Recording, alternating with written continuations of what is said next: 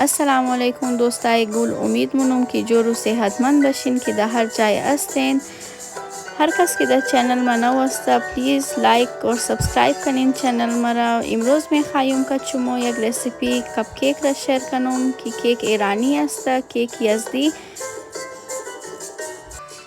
این موادای لازم است که ما دمانی کیک استعمال مونیم. 3 دانه تخم میگیری که در روم تمپریچر باید باشه.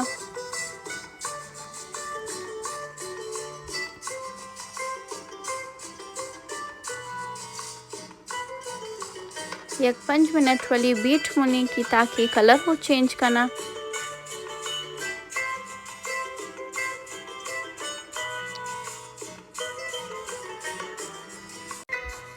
एक cup ice sugar मिंदजनी खूब बीट होने।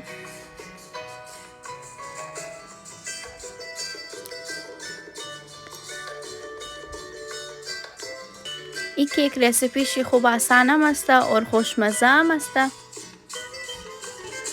ट्राई کنین، انشالله خوش میآید.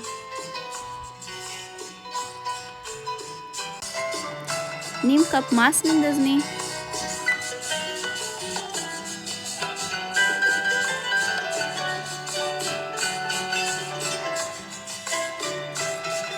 خوب بیت کنی.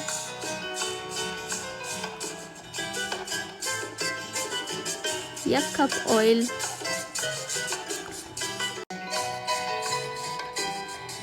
یک قاشق چای خوری الایچی पावडर میندازنی، بیت کنی. 2 قاشق چاول خوری عرق گلاب میندازنی. عرق گلاب خوب خوشبوی مونه. خوب میکس کنی.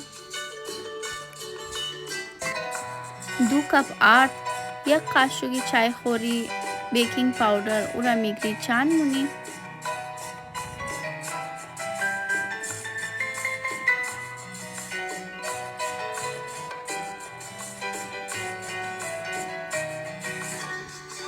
आली दोबारा मिगरी बीट होनी।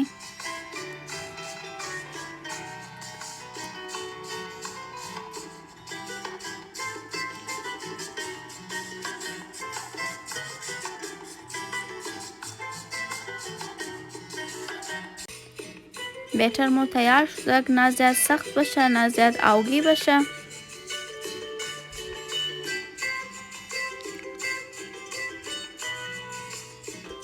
आली मने बेकिंग ट्रे मो कपकेक शीट्स را اشته باز منیشی بیتر را مینداختی.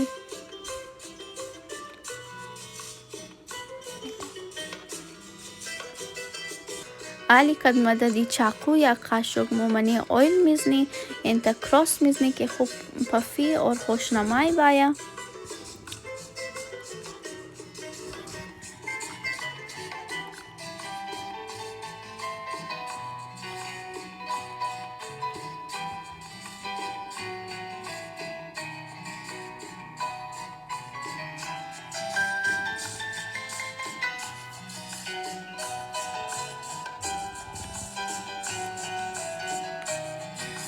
आली बलेशी कम कुंजित पाश में दी.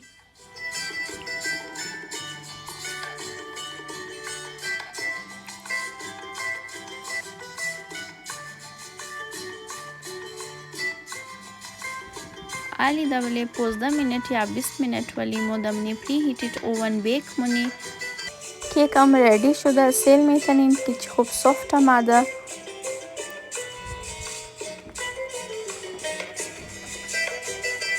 उम्मीद मुनम की रेसिपी में खुश आमादा बाशा.